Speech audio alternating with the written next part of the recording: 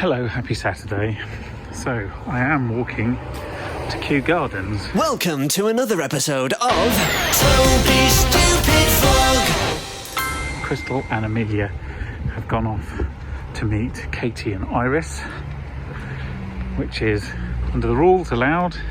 Two adults can meet, with children under school age not counting, because we're still in lockdown 2, lockdowny junior, and that ends on Thursday, I think, something like that, the 3rd anyway, and then we go into tiers, which doesn't make a lot of difference, except you can now then start meeting 6 people outside and restaurants can reopen, which is really stupid, by the way. And then you have the virus week, or Christmas as some people are calling it, which is when 3 families can bubble in order to help spread the virus around as much as possible. So there we go, that's what's coming up. For the time being now, I'm going to enjoy a cold, misty walk in Kew. So a bit of a recap on yesterday, if you saw the end of last week's vlog.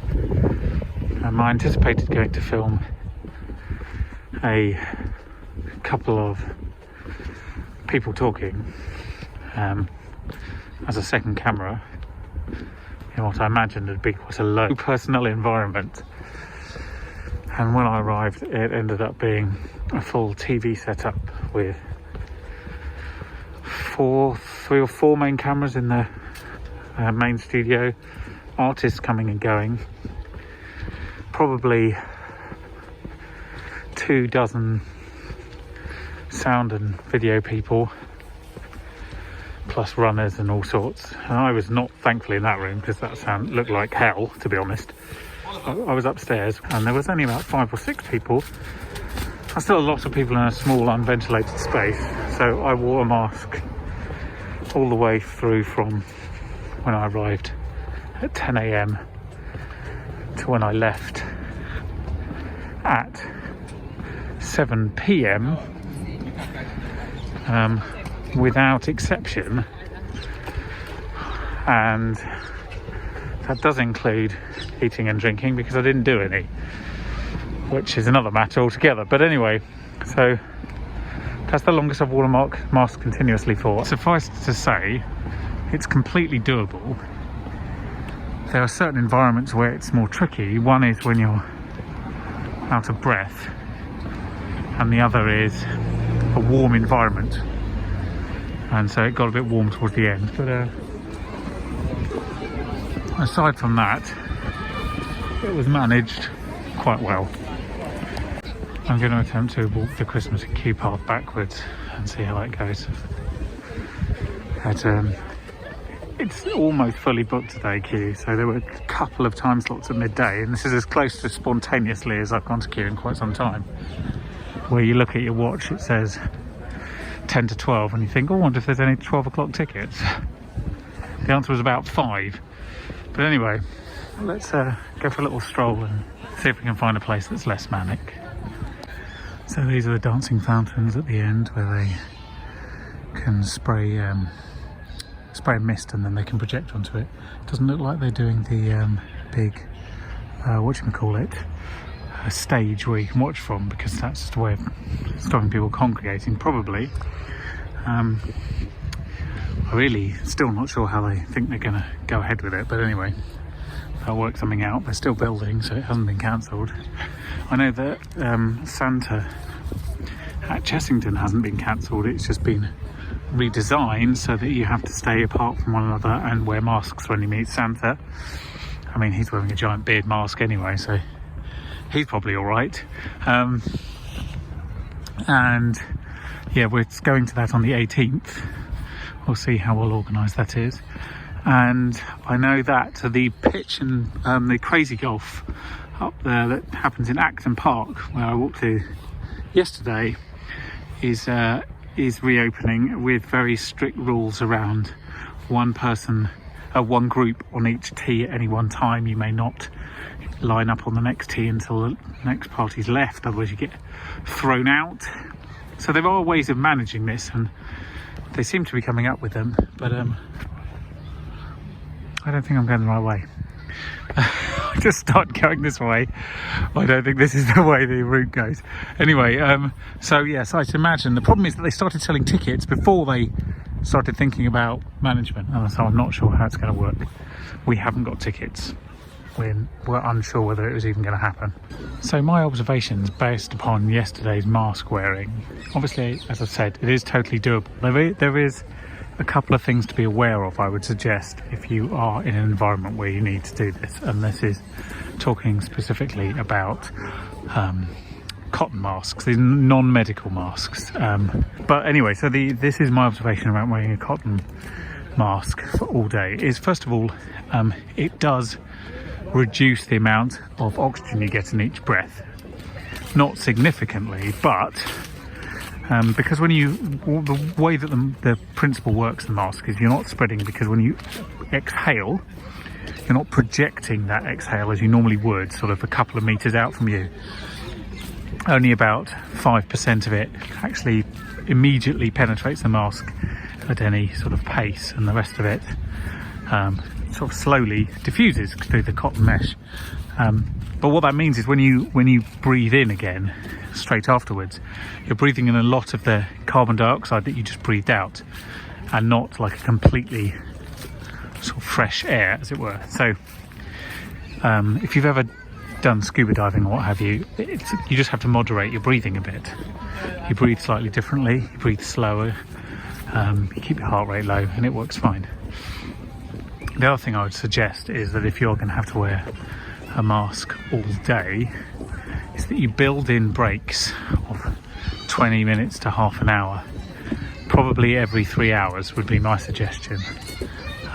Go outside, go away from where you are, go and breathe some fresh air, let your lungs sort of come to a bit before you go back in. And that's really all you need to do, and you'll feel immediately a fair bit better. So yeah, there you go. It's my experience. I hope to not be in an environment where I have to do that again, but I'm aware that things like travel might require that in the future for long distance journeys and things, although I'm not planning any immediately.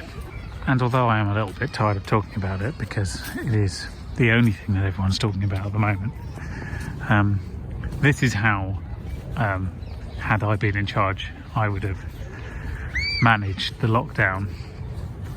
So the government is saying you couldn't possibly manage the lockdown over Christmas. Maybe that's true, but there's different ways of framing it. So first of all, what I would have done is obviously would have gone into full lockdown again, second full lockdown again, earlier, a lot earlier. It was clear that something needs to be done, and they did it. So that's the first thing. It should have gone in probably at least 2 weeks earlier, maybe more. And it should have kept full lockdown all the way until a week before Christmas. At least, I would suggest. Now they're going to complain about the economy, and I understand that. And it is important, but it isn't as important as people's health. It just isn't. Because economies recover, but dead people don't. Simple as that. So online shopping is perfectly doable for most people, and that would have been the way to go. Secondarily, although they've needed to manage some sort of system for people meeting over Christmas, and they came up with this 3 households thing, I think that's unhelpful, because it's forcing you to mostly make a choice but not entirely, and people will get lazy and they'll be part of 2 bubbles, or they won't have asked. And it would have been much simpler just to pair households. Now I realise that means less people to be able to get together, but that has a health benefit, but it's also a simpler choice. Instead of choosing who you're excluding, you choose the one group of people you want to be with. So that would have been my suggestion for that. And then straight after Christmas, depending on the R number, I would suggest an immediate, from the 2nd of January, let's say, have a week of tears. Then after people have celebrated and done all that shenanigans as best they can, a straight 2 weeks of full lockdown again, and then relax it back into the tiers. That way, you could have got the R number very, very much lower, and at the same time, you'd be rolling out the vaccination process.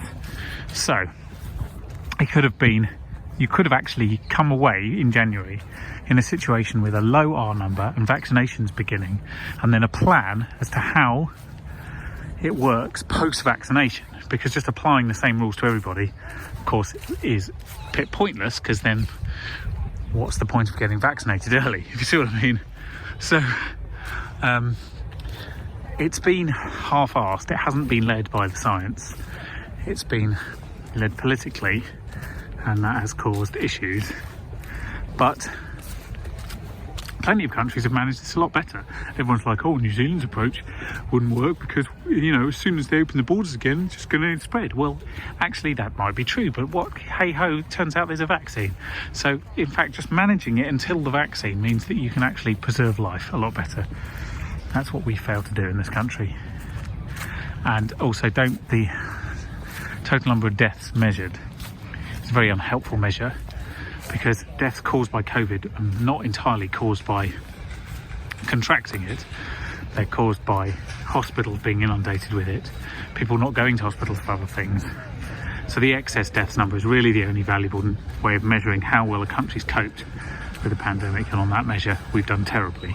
One last thing, and I think this is what's been missed, is that whilst it's all well and good making suggestions about how you can meet over Christmas, and, you know, presenting them as some sort of triumph, this super bubble malarkey, what you really should be saying is, this is what you can do. However, we strongly recommend that you don't. We strongly recommend that you don't mix over Christmas. I understand that's difficult, and, you know, we are saying that you can, but our recommendation is that you don't.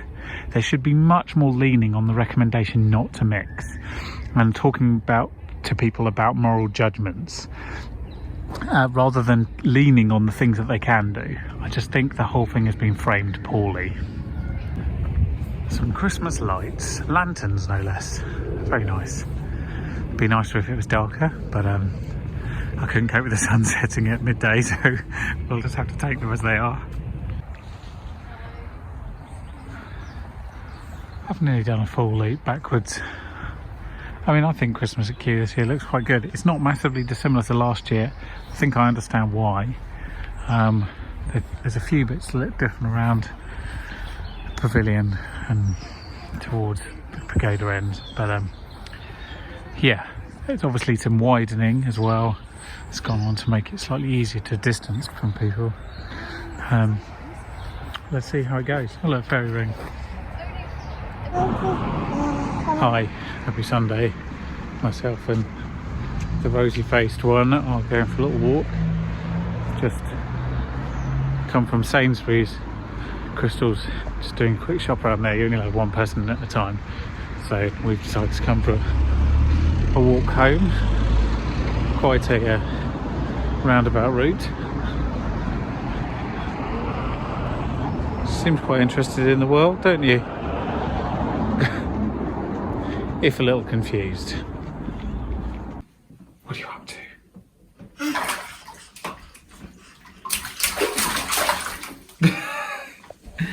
You're very silly, you know that.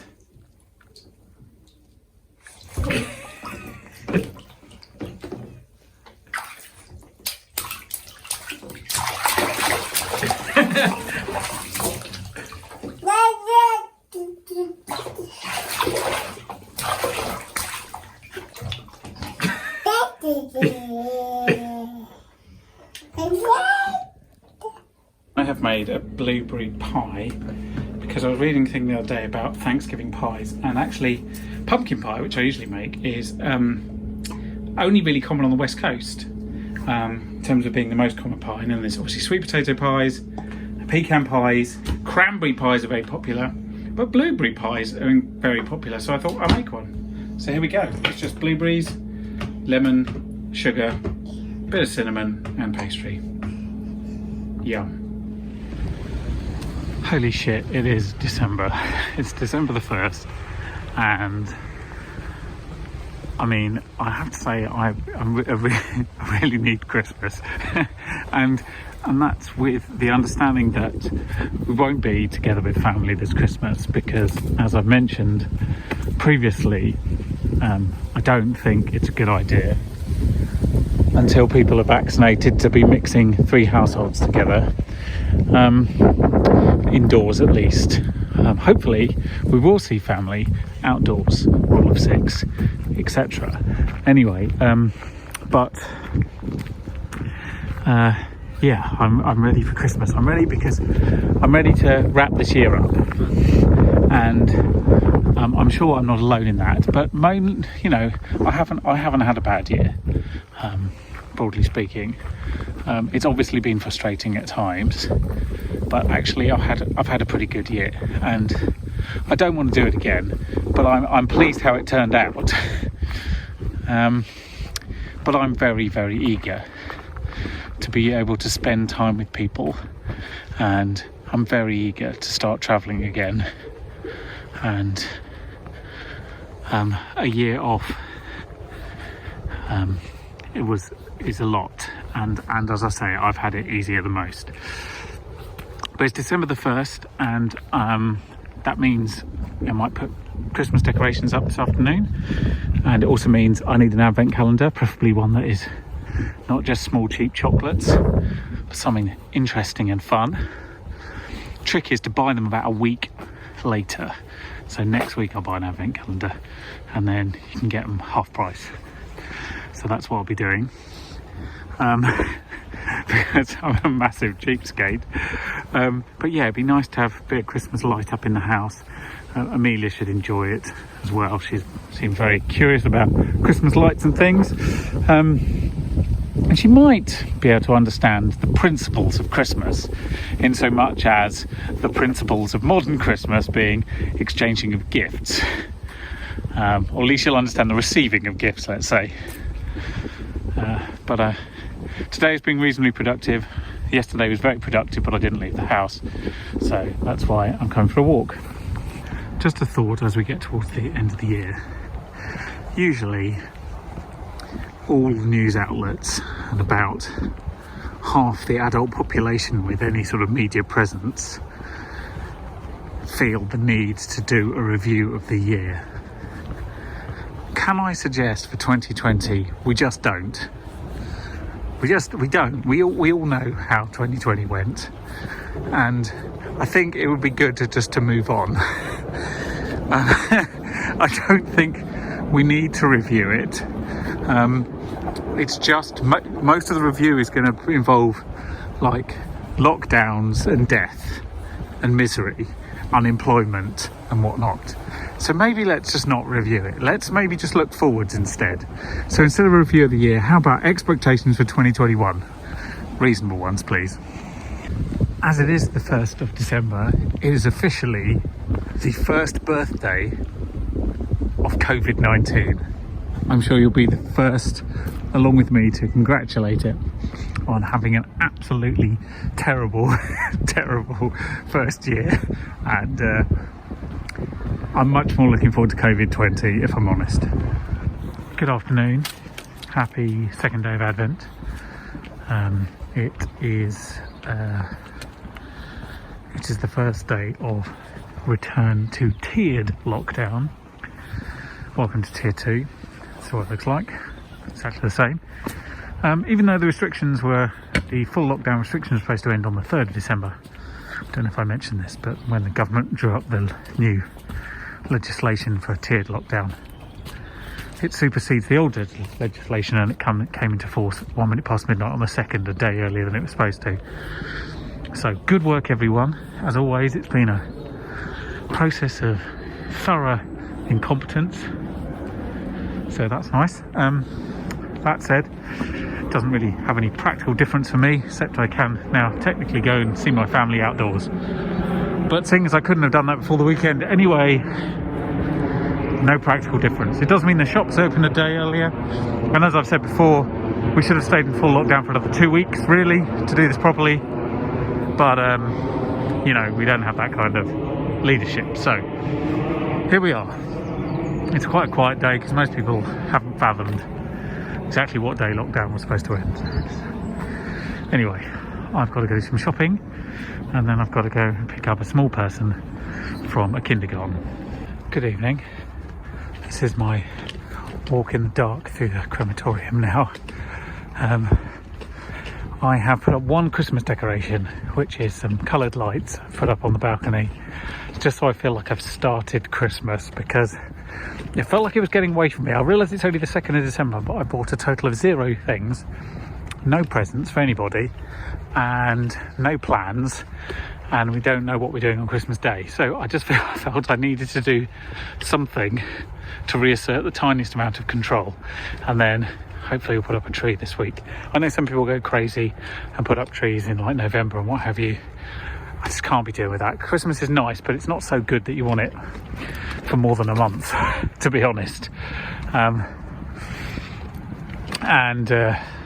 We usually do it the weekend around the 1st of December.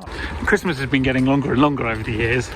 I wouldn't mind if it was just 12 days, but my compromise is that I will allow the 1st of December, especially this year, to be the start of Christmas. Amelia's got some little Christmas cardboard houses, which are quite fun, which we just put her regular snacks in, to be honest, but she's easily impressed at this point. I haven't got an advent calendar yet, because you buy them late, you get them cheap, and I've been looking to see what's out there. Surveying the landscape, as it were, but it was nice to do something Christmassy. I think next week I'll have control of my life back a bit, but that might be too soon to say categorically, but it feels like I might. Good morning, it's Thursday. I think I mentioned at some point last week that there was a second parade programme television that needed making, and I think that I will be done with it by 11 a.m. today. And the main reason for that is due to clients changing their mind a few times, as is their prerogative, although it's also, if you want a good programme, it's better to plan these things in advance. But nonetheless, and what that means is that I've done all the links that I filmed a week ago in Acton, and all of the performances which were filmed by TV crew, and the performances that have been filmed in the United States by participants now need putting together into one large programme, and then it needs finalising and legalising. But I don't have to do any of that bit because it's going to be done in a studio, so that is great news for me. It's a Friday night sunset, isn't that quite something? I haven't had a sunset like that in a while.